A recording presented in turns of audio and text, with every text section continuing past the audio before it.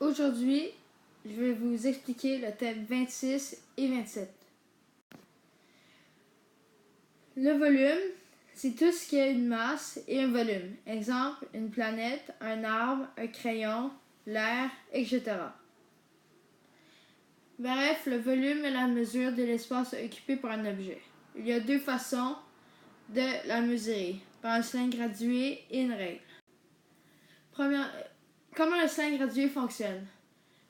Premièrement, tu dois faire attention aux unités de mesure, la graduation et le ménésique. Les unités de mesure, c'est la mesure que tu vas utiliser pour calculer le volume de ton liquide. La graduation, c'est ça que tu vas utiliser pour mesurer ton liquide. Puis le ménésique, c'est la petite courbe d'eau qui va se former. Puis tu dois toujours mesurer le bas du ménésique. Donc ici.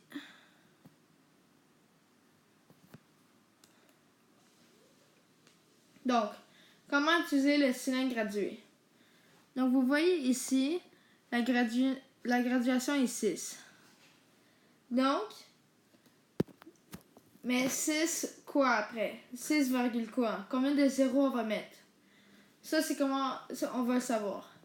Donc, premièrement, tu vas faire 1 divisé par 2, car il y a une ligne entre, puis ça fait un bond de 1 à chaque fois, donc 7, 8, 9, 10, 11, 12, 13. Donc, tu vas faire 1 divisé par 2, ça donne 0,5. Et 0,5, c'est un nombre.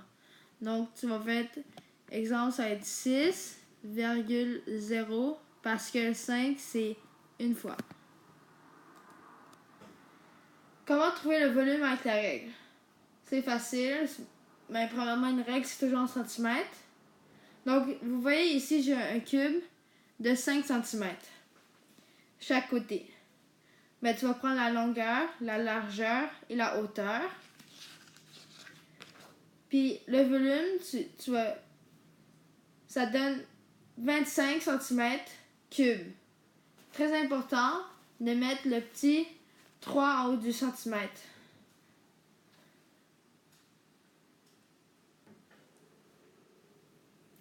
Thème 27. La température. Définition. La température mesure le degré d'agitation des particules, atomes ou molécules. Instrument utilisé pour mesurer la température. Le thermomètre.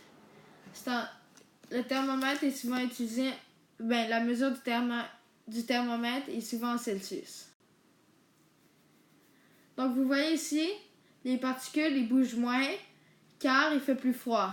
Ici, vous voyez, c'est 10 degrés. Le point de congélation pour l'eau est de 0 degré. Puis à 90 degrés, c'est quand tu fais bouillir ton eau, par exemple, les particules vont bouger plus.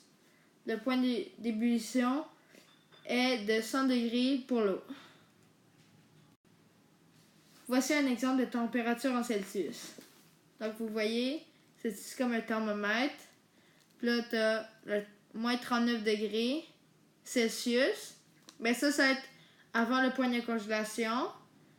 0 degré, point de congélation. 37 degrés, c'est après le point de congélation. Et 100 degrés, c'est le point d'ébullition. Merci de votre bonne écoute.